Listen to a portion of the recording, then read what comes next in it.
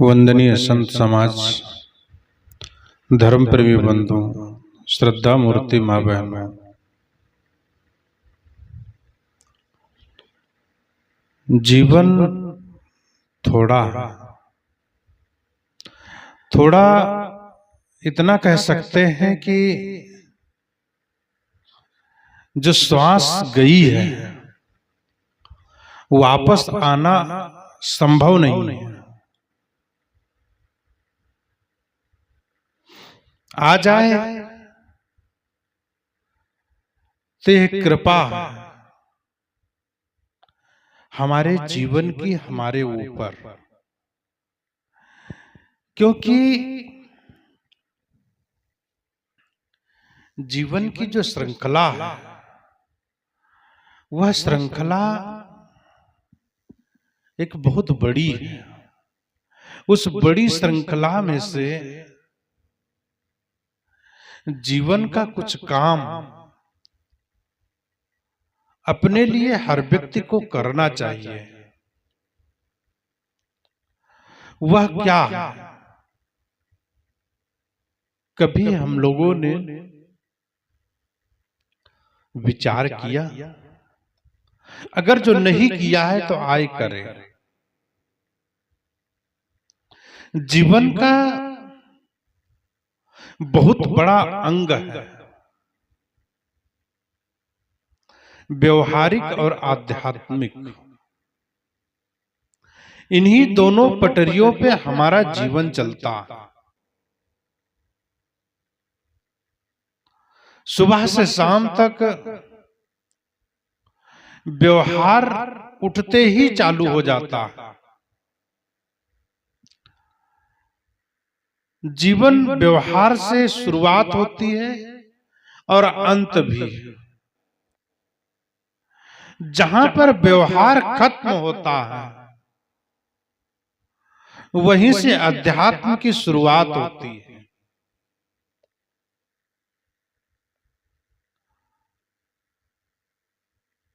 व्यवहार में एक अंग आता है मोक्ष। वो व्यवहार से शुरुआत होती है और अध्यात्म में जाकर के खत्म हो जाता है। मोक्ष शब्द आध्यात्मिक जीवन का है, लेकिन उसका निराकरण, उसकी साधना व्यवहार से चालू होती है। मोक्ष में दो शब्द हैं, मोह नाम मोह, छा नाम क्षय, नाश। मोह का नाश करना मोक्ष कहलाता है। मोक्ष के लिए मरने की जरूरत नहीं है। सतगुरु कबीर साहब कहते हैं कि मरने से जग डरे, मेरो मन आनंद, कब मरी हो कब पाई हो पूर्ण परमानंद। मरने से कोई मोक्ष नहीं हो जाता, मरने से कोई स्वर्ग नहीं प्राप्त हो जाता। मर जाने के बाद लोग नाम के पहले स्वर्ग लगा देते हैं, स्वर्गीय लगा देते हैं। वह व्यक्ति स्वर्गमन हो गया। लेकिन उस व्यक्ति से पूछा जाए कि स्वर्ग क्या है, आपका मोक्ष हुआ? वह व्यक्ति का जवाब उसके पास नहीं रहेगा। लोग, उनके पीछे वाले लोग उसे स्वर्ग पहुंचा देते हैं। काम स्वर्ग का किया है या नरक किया है, इससे उससे मतलब नहीं है। उनके पीछे सकारात्मक की भावनाएं, चाहे जितना गलत व्यक्ति हो, उसका व्यवहार चाहे जितना गलत हुआ हो, लेकिन मनुष्य एक सकारात्मक व्यवहार की दृष्टि रखते हुए उसे स्वर्ग की उपाधि मिल जाती है। लोग कहते हैं कि वह स्वर्गीय हो गया। सदगुरु श्री अभिलाष साहब की भाषा में अगर बोले, स्वनाम खुद, गनाम गमन करना, अपने आप में गमन करना, अर्थात आत्मा में लौट आना, बाहर की स्थिति और परिस्थिति को समान समझते हुए जीवन का निर्वाह करना, अपनी आत्मा में लौट आना होता है। सदगुरु कबीर साहब कहते हैं कि झूठे सुख को सुख कहता है, मानत है मनमोद, जगत चबैना काल का कुछ मोटी कुछ बोध। दुनिया सुख के चक्कर में बहुत सारे ऐसे काम करता है जो करने योग्य नहीं होते हैं। मनुष्य जीवन के लिए अच्छे काम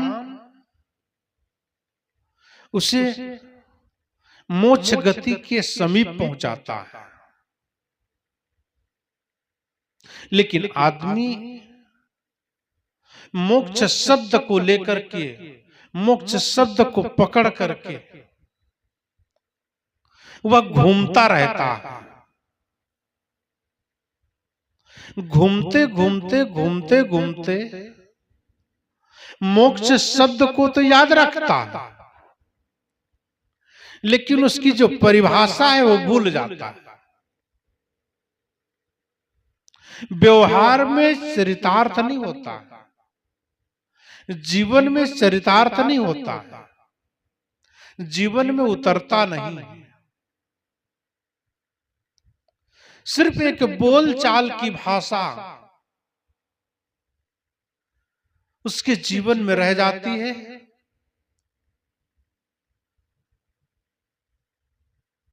अपने से जो पृथक ताहि तज मुक्ति हुए। मुक्ति भी एक शब्द वही है, मोक्ष ही मुक्ति है।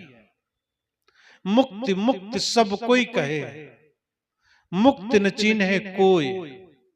अपने से जो पृथक है ताहि तज मुक्ति हुए। अपन घूम रहे थे मोक्ष की स्थिति में। मोक्ष की स्थिति मरने के बाद किस काम की है?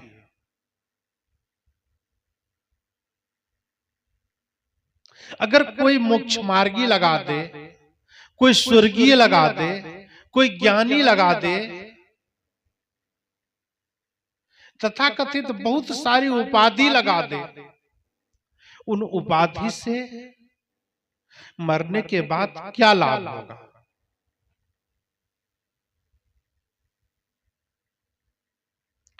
जीवन जीते ही जीने का जो आनंद है, जीने का जो सफर का दौर गुजरता है, वह जीते जी, जीवन रहते ही जो जीवन का आनंद मिलता है, वही सच्चा आनंद है, वही सच्चा मोक्ष है, वही सच्ची मुक्ति है। हमारे जीवन से प्राणी और पदार्थ जितना अपने जीवन से कम होता जाएगा, उनसे मोह खत्म होता जाएगा। जीवन में मोक्ष की गति उतनी ही समीप होती चली जाती है। मोक्ष के पास, मोक्ष के समीप पहुंचते जाते हैं। जिस व्यक्ति के जीवन में 5 चीजें कम होती चली जाए, समझ लो उससे मोक्ष की गति के समीप पहुंच रहा है। एक वस्तु, बहुत सी वस्तुओं की आसक्ति अपने मन में कम होने लगे, वस्तु का संग्रह कम होने लगे, अनासक्ति होने लगे, वस्तु से उपरामता होने लगे, प्रयोग करने वाली कुछ वस्तुएं हैं जीवन में होनी चाहिए, लेकिन संग्रह करने की जो प्रवृत्ति है, संग्रह करने की जो प्रवृत्ति हमारे जीवन में कम होने लगे, तो ये समझ जाइए कि जीवन अध्यात्म की तरफ बढ़ रहा है। क्योंकि वहां पर वस्तुओं का जो उपरामता है, वस्तुओं का जो मोह, जरूरतें हैं, ये कम होने लगती है। जीवन जीने की कुछ उपयोगी वस्तुएं हैं, उनके अलावा किसी पे मन नहीं जाता है। दूसरी है विषय, विषयों की तरफ हमारा मन आकर्षण होता है, उससे दूर होने लगे, क्योंकि दुखों की शुरुआत वहीं से होती है।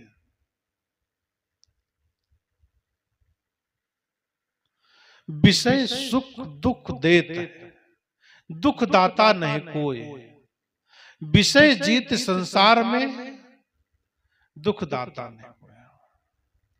विषयों को जीत ले अगर जो व्यक्ति, और वह साधक ही कर सकता है। शब्द स्पर्श रूप रसगंध, इन सब की आसक्ति जब जीवन से खत्म हो जाती है, पेट भरने के लिए, उदर पूर्ति, भोजन की जरूरत है, शरीर को चलाने के लिए, जीवन निर्वाह करने के लिए, वस्तु और पदार्थ और व्यक्तियों का जो संग्रह है, जीवन निर्वाह के लिए बहुत व्यापक है। प्राप्त ही पर्याप्त होना चाहिए। अगर प्राप्त में पर्याप्त नहीं है, आसक्ति बढ़ती जाती है, मन के अंदर अनासक्ति नहीं आ रही है, तो आप यह समझिए कि जीवन हमारा अध्यात्म की तरफ नहीं, अभी व्यवहार मजबूत नहीं है। व्यवहार एक अलग चीज है, अध्यात्म एक अलग चीज है। जहां पर व्यवहार खत्म हो जाता है, व्यवहार की सोच खत्म हो जाती है, वहीं से अध्यात्म की शुरुआत होती है। ध्यान में बैठ करके जीवन की जो बातें हैं, इन्हें जीवन से देखना पड़ता है। देख करके मन की शांति को सामने प्रदर्शित करते हैं। जीवन का जो वह अंग है जिसे पाने के लिए मन लालायित है, हर व्यक्ति का मन शांति की तरफ झुकता है, लेकिन मन में क्रांति है। झुकता तो है, लेकिन मन में जो क्रांति है, इसके कारण से इस शांति की तरफ मन को अहंकार झुकने नहीं देता।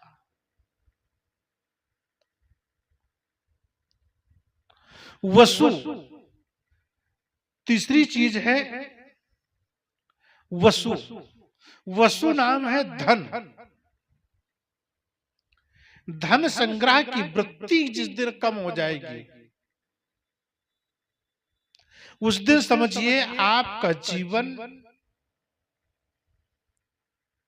मोक्ष के करीब पहुंचने की कगार में। मनुष्य के जीवन चलाने भर के लिए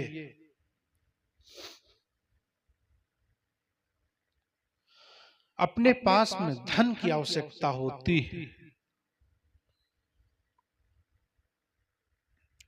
पेट थोड़ी सी वस्तु में भर जाता है, लेकिन मन पूरा संसार भी आ जाए तो नहीं भरता।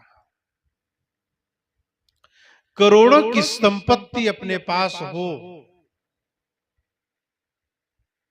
ये मन का गड्ढा नहीं भरता। अरबों की संपत्ति कम, वह खर्च कहां करे इसे पता नहीं। अधिक पैसा मिल जाने के बाद आदमी धनांध हो जाता है। आवश्यकता से अधिक जब मिलता है, उसका दुरुपयोग करता है। आवश्यकता से अधिक किसी भी वस्तु की अपने जीवन में होगी, उसका व्यक्ति दुरुपयोग करेगा। और यह मन आवश्यकता से अधिक संग्रह करने में बहुत आगे रहता है। इसलिए जीवन को संकुचित भी ना रखे और इतना ना बढ़ा दे, इतना अपने जीवन को ना फैला दे कि हम उसके परिधि के पास भी ना पहुंच पाए। अपने आप को भी भूल करके वस्तुओं और व्यक्तियों के संग्रह में जीवन खत्म हो गया। ऐसे में मोक्ष की दशा कहां रहेगी? चौथी है व्यक्ति। एकांत में जब सुख मिलने लगे, मनुष्य के सामाजिक प्राणी होते हुए भी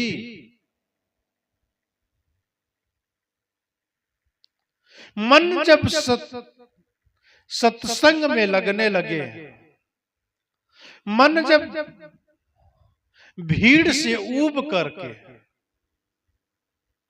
एकांत में मन मस्त मगन हो जाए, भीड़ से उपरामता होने लगे, भीड़ से मन उबने लगे, तो आप समझिएगा मोक्ष की स्थिति, मोक्ष की दशा आपके जीवन में तैयार होने लगी है।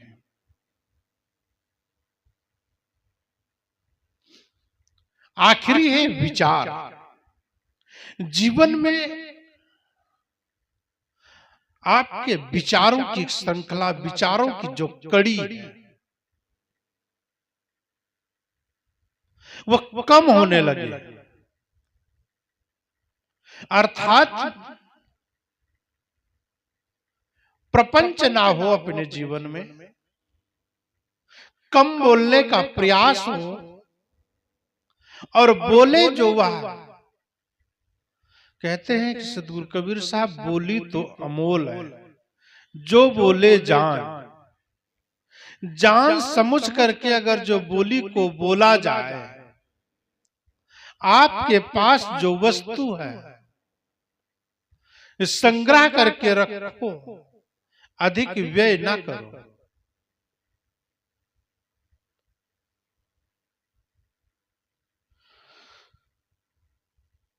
हीरा तहां न खोलिए जहां कुंजरों की हाट। अपनी बात, अपना ज्ञान वहां ना दे जहां मूर्खों की बस्ती हो, क्योंकि उस ज्ञान की कीमत वहां नहीं पाई। आप योग्यता देखिए, स्थिति और परिस्थिति देख करके अपने ज्ञान की चर्चा करें। अगर जो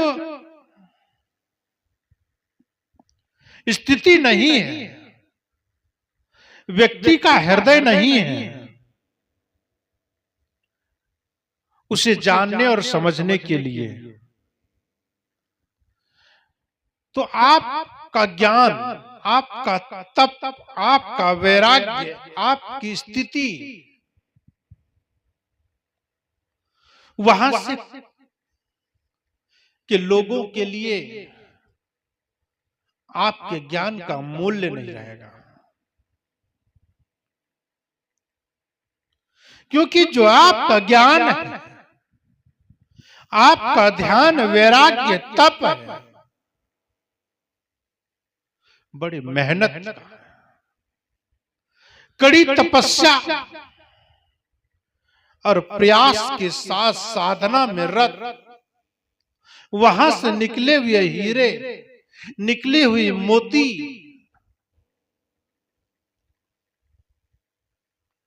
अज्ञानियों के सामने अगर जो एनर्जी खत्म करोगे, तो आपका जो तप है, साधना है, व्यर्थ चला जाएगा। पहले भूमिका बना करके देख लो, समझने योग्य है समझा दो, ना समझने योग्य है एक दो तीन बार उसे बताओ, नहीं समझता है तो छोड़ दो। मूर्ख के सिखलावते ज्ञान गांठिका जाए। अधिक मूर्ख होगा अगर जो आपकी बातों को समझता नहीं है, तो आपका ज्ञान भी वहां व्यर्थ हो जाएगा।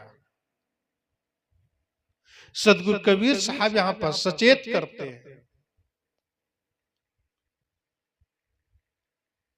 कि तुम अपने जीवन को समझो और साधना से चलने का प्रयास करो। जीवन में मोक्ष की स्थिति जो है,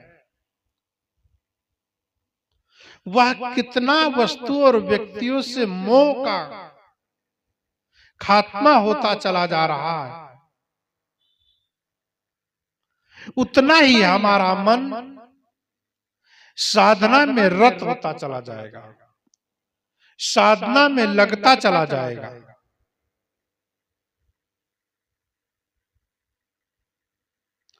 इसलिए जीवन को ठीक तरीके से जीने का प्रयास करो।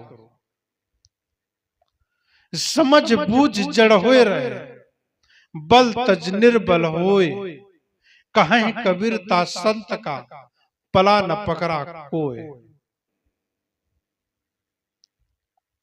समझ बूझ करके अपने ज्ञान की स्थिति को देख करके साधना में जितना ही अधिक समय देता है, साधक का उतना ही मजबूत होता जाता है। इसलिए साधक के जीवन की जो बातें हैं, उनको ठीक से चलाने का प्रयास करें।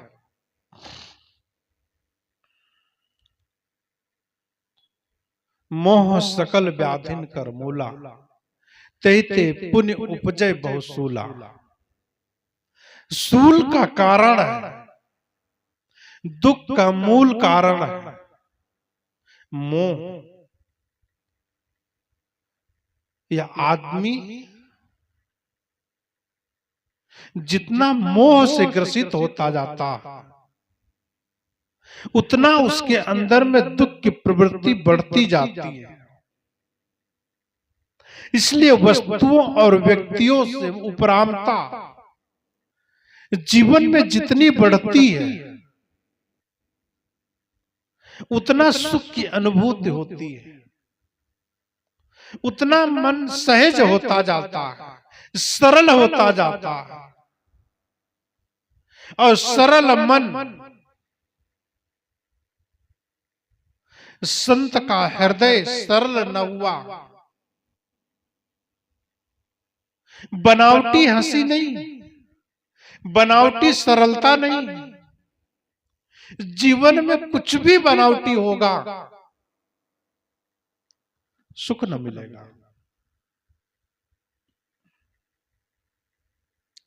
आंतरिक दशा ठीक होने के कारण से चेहरे पर मुस्कुराहट आती है, अंदर में दुख को प्रकट करता है ये चेहरा, सुख को प्रकट करता है चेहरा। आप कितना भी छुपा लो, कितना भी दूसरों के सामने बनावटी चेहरा बना लो, लेकिन ये चेहरा प्रदर्शित कर देता है कि आपका हृदय गदगद है, दुखी है, सुखी है कि संतापित है।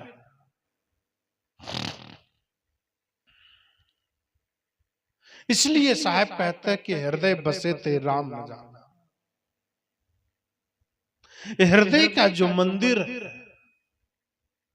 इसके अंदर जो अंतरात्मा बैठी है,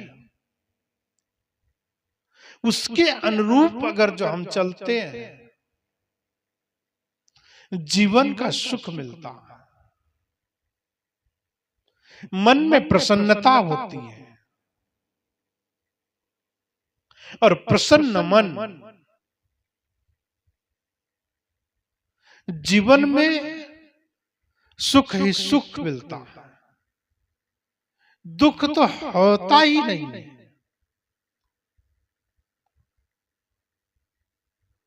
विषयों के चक्कर में फंस करके दुख झेलता है। यह मन विषयों के चक्कर में ना फंसे, इससे दुख देने वाला संसार के अंदर कोई नहीं है। अपनी आदतों के चलते मोह में फंसता है और दुख उठाता है। दुख उठाते उठाते दुख सहने की इतनी आदत मजबूत हो जाती है, वही दुख से सुख में परिवर्तन होते हैं। वही दुख भरी जिंदगी, वही नरक भरी जिंदगी कहता है यही सुख।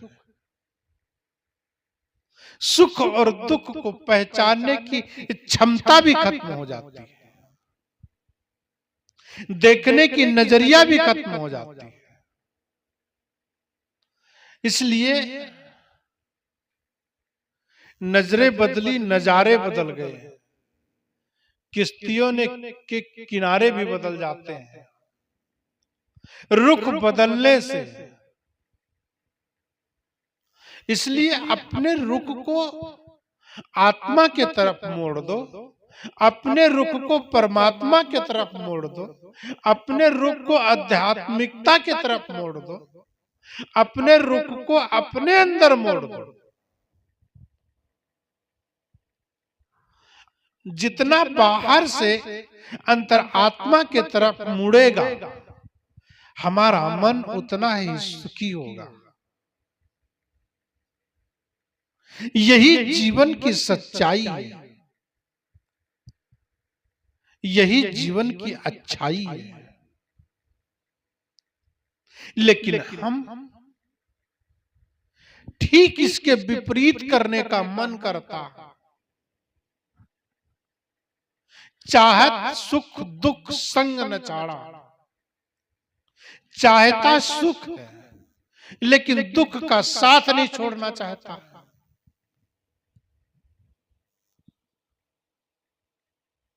कोई चाहता स्वर्ग हो, और नरक करने का काम ना छाड़े तो उसे स्वर्ग मिल सकता है।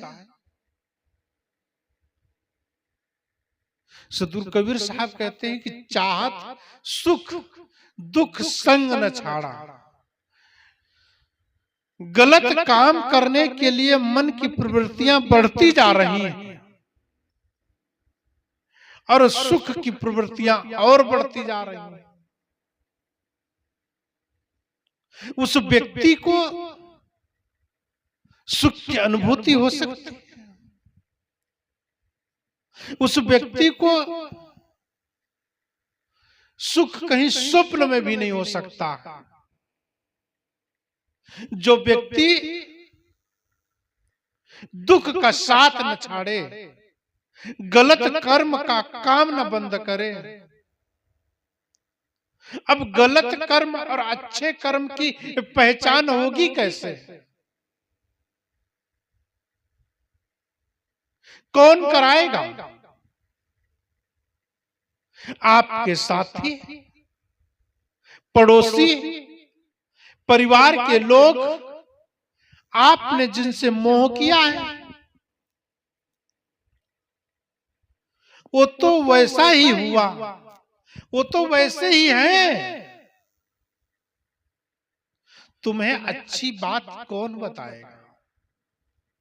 बीड़ी पीने वाला, शराबी व्यक्ति, जुआरी व्यक्ति, लंपटी व्यक्ति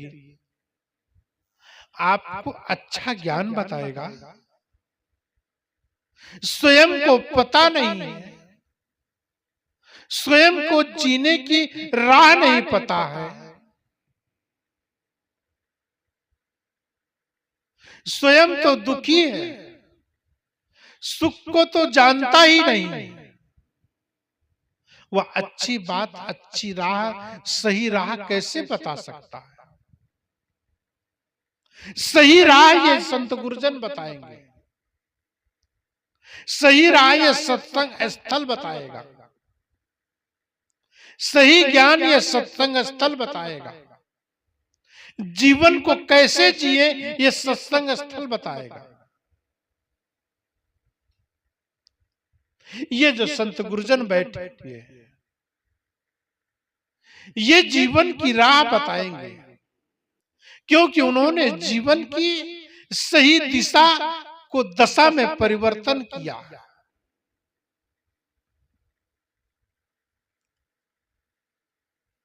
अपने जीवन को उन्होंने मोड़ा, अपने जीवन को सही ढंग से चलने का प्रयास किया। जो लोग अच्छे होते हैं, जो लोग सुखी होते हैं, जो लोग अच्छे विचारक होते हैं, वही लोग उनको ज्ञान की राह बता सकते हैं, ज्ञान का प्रकाश दिखा सकते हैं, ज्ञान के जीवन को बता सकते हैं। जिसे स्वयं ज्ञान ना हो, जिसे स्वयं की पहचान ना हो, जिसे आत्मा की पहचान ना हो, जिसे परमात्मा का अनुभव ही ना हुआ हो, वह आपको क्या बताएगा, आपको क्या समझाएगा? इसलिए अपने मन की डोरी को इन संतों की चरणों में बांधो। जिस दिन मन यह संतों के चरणों में बंध जाएगा, आधा काम ये संत आपके जीवन का कर देंगे। बचा हुआ समय, बचा हुआ जो कर्म है, थोड़ी सी मेहनत करोगे, सद्गुरु संतों की सलाह लोगे, सत्संग और ज्ञान का अमृत पियोगे, जिस दिन जीवन परिवर्तन हो जाएगा। जीवन में सुख ही सुख मिलेगा। सिर्फ करना है, पाना है, मोक्ष तो करना है, मोह का खात्मा। जीवन से मोह को हटाना है धीरे धीरे, सने सने। इसलिए जीवन की जो सारी बातें हैं ठीक अपने जीवन में उतारने का प्रयास करें। मोक्ष कोई बहुत बड़ी बात नहीं है, मुक्ति कोई बहुत बड़ी चीज नहीं है जो आप हासिल न कर सकते। संत गुरुजनों के बताए हुए रास्ते पर चलते हैं तो जीवन का हर काम को सही ढंग से करते हैं तो ना मुक्ति मिले, सुख तो मिले, शांत तो मिले। जीवन में शांति और सुख का जो अनुभव होगा वो जीवन का बहुत बड़ा काम करेगा। इसलिए प्यारे साथियों, जीवन का वह जो अंग है उसे भंग ना करें, साधना से उसमें रंग डालने का काम करें और वह साधना आपके जीवन में रंग लाएगी और दिन दूना रात चौगुना आपके अंदर सुख की अनुभूति होगी, सुख की अनुभूति होगी। बोलिए सद्गुरुदेव की जय। साहिब।